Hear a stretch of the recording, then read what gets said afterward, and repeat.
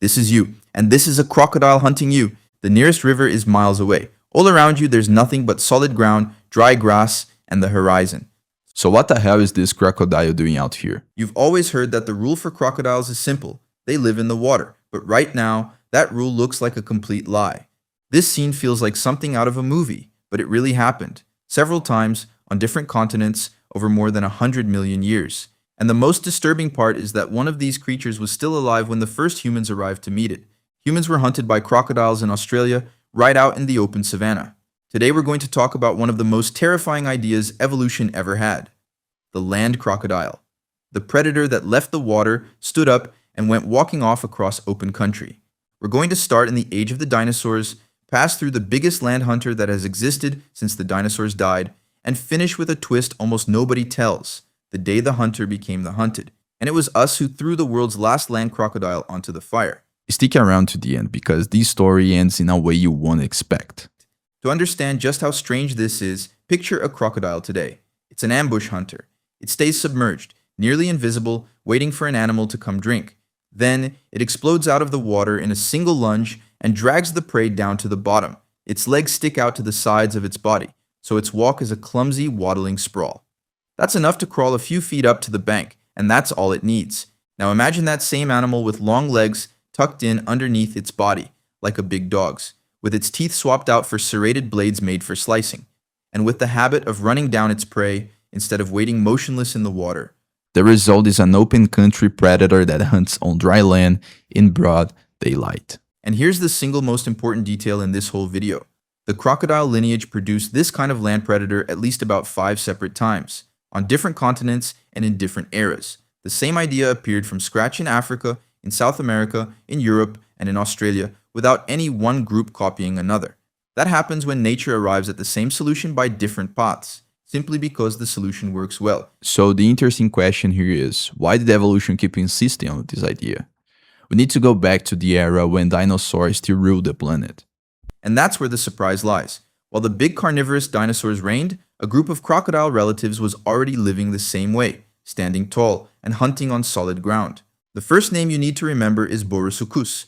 It lived in what is today the interior of Brazil, around 90 million years ago, in a hot, dry region of open plains. It was a land hunter with flattened teeth serrated along the edges, just like little steak knives. It's the same kind of tooth that carnivorous dinosaurs used to slice meat. It had its legs positioned more underneath its body, a tall, narrow snout, and it probably chased down or ambushed prey on dry land, far from any river. The largest individuals reached somewhere between 10 and 13 feet, nearly the size of a compact car, but built to move on land. But if Borossuchus was the beginning of the experiment, the next animal is a nightmare with style. Meet Caprossuchus, nicknamed by scientists the boar croc. It lived in the Sahara 95 million years ago, back when that place was still a world full of rivers and plains, and it earned that nickname for a very specific reason. Big tusks, curving upward like those of a wild boar, jutting out of its jaw. It's a feature no other crocodile had. Add to that a reinforced snout and signs that it spent a good part of its life on land, and you've got a predator that bit like a machete and used its tusks to grip and tear. The scientific name in fact means roughly boar crocodile. The paleontologists weren't being subtle. Caprossuchus wasn't running alone. It shared that ancient Sahara with a whole zoo of strange cousins, and each one fared differently in a race across land. The boar croc would take the lead, a big body and legs built to chase, hitting close to 12 miles per hour, the speed of a person sprinting flat out.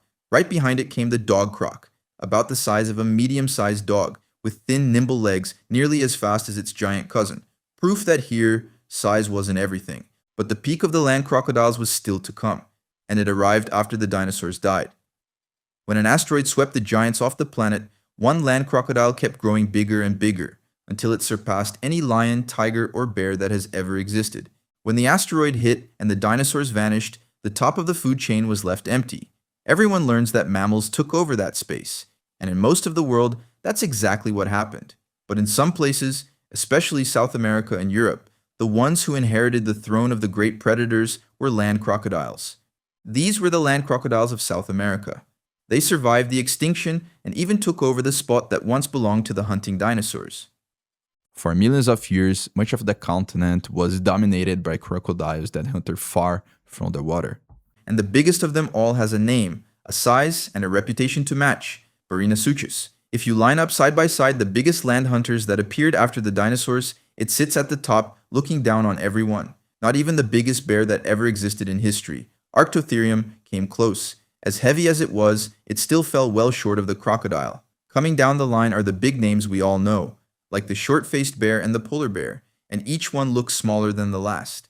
And way down at the bottom is the African lion, the one everyone imagines as the ultimate predator, which next to Barinasuchus becomes almost a little pet. Now hold on to these estimates because this is where science is still arguing. The older, more famous estimates put Barinasuchus at around 20 feet long and a weight between roughly 3,500 and 3,750 pounds.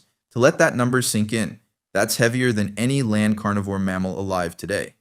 It's like 8 African lions combined, walking around in a single body. It's roughly the weight of a compact car, with saw blade teeth. It comes to about 3 times the weight of an adult polar bear.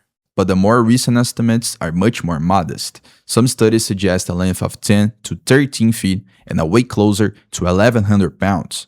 Why such a huge difference? Because the original fossil is very incomplete. When it was found in Venezuela, much of the skeleton ended up destroyed during excavation, and little more than the tip of the snout and the jaw survived. Scientists have to estimate the size from more complete relatives, and each method gives a different result. Even at the smaller estimate, though, it's still a monster. A 1,100-pound crocodile hunting on solid ground would already be the dominant predator of nearly any landscape, and its menu backs that up. Barinasuchus probably chased down plant-eating mammals across the savannas and forests of South America, including animals like Macrauchenia, a creature resembling a short-trunked camel, and giant rodents the size of an ox.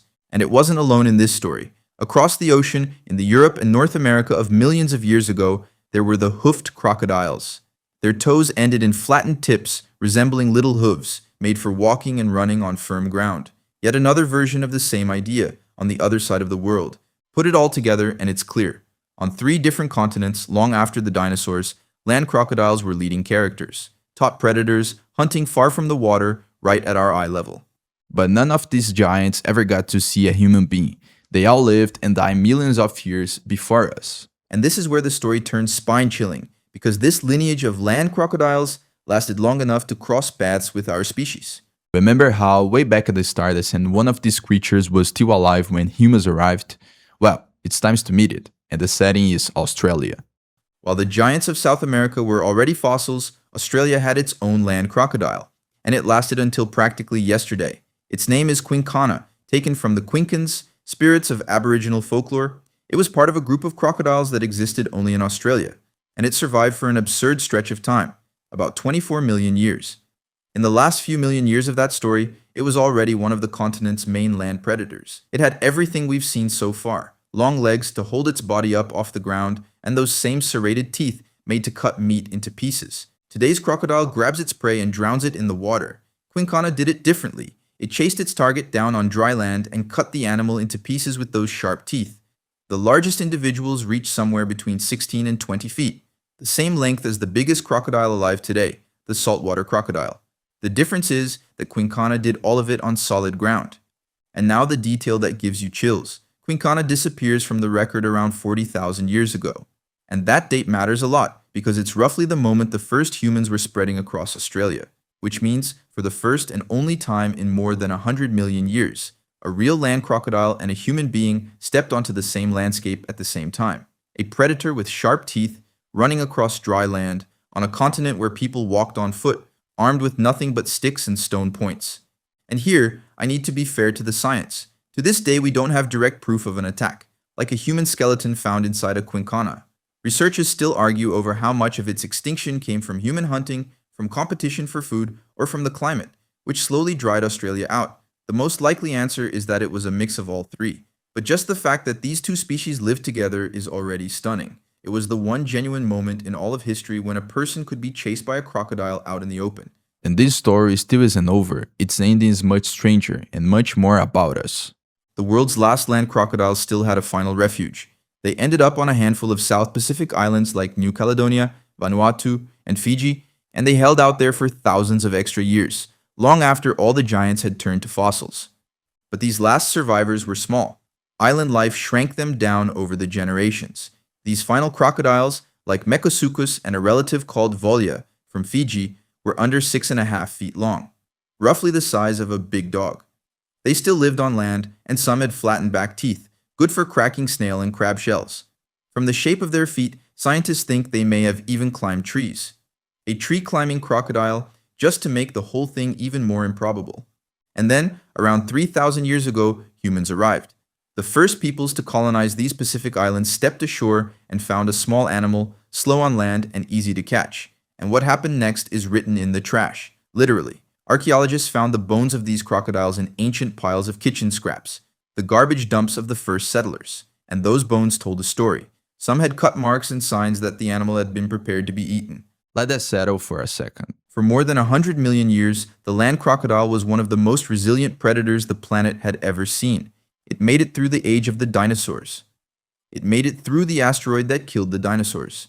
It became the biggest land hunter of entire continents.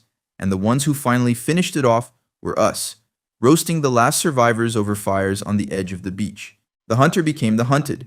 The creature that spent ages chasing prey out in the open ended up as a meal. And this has solid backing. A recent study pulled together more than 129,000 years of this crocodile history in the region, cross-referencing fossils with archaeological site finds, to show how these animals encountered humans and how those encounters ended. Researchers still debate whether we were the direct cause, whether it was the invasive species we brought along, like rats, or a combination of the two. But the pattern is hard to ignore. Wherever humans arrived, the land crocodiles disappeared soon after. So let's put together everything we've seen. We started with a rule everyone learns. Crocodiles live in the water, so stay on land and you're safe. And we watched that rule completely fall apart. In the age of the dinosaurs, Barasuchus and the boar croc Cupersuchus were already testing out life on solid ground. After the asteroid, the land crocodiles of South America inherited the dinosaurs' throne, and Baryonysuchus grew until it became possibly the largest land predator since the end of the dinosaur era, a crocodile standing at a man's height hunting on the Savanna. And finally, Quincana carried that same idea all the way to our doorstep, living side by side with the first Australians before vanishing. The big lesson here goes beyond a single animal. It's about an idea that evolution repeated over and over on different continents for more than 100 million years, because that idea simply worked. Take a crocodile, stand it up, and set it loose in open country. And maybe the most humbling detail of all is the ending. The one force that managed to shut this idea down after everything it endured was a barefoot creature on a beach with a fire going. Us. The next time someone tells you all you have to do is get out of the water to escape a crocodile, you'll know that, for most of the history of life on Earth, that would have been the worst decision possible. If you made it this far, you already know that this channel tells the stories others live have finished, with real science. Subscribe and I will see you in the next one.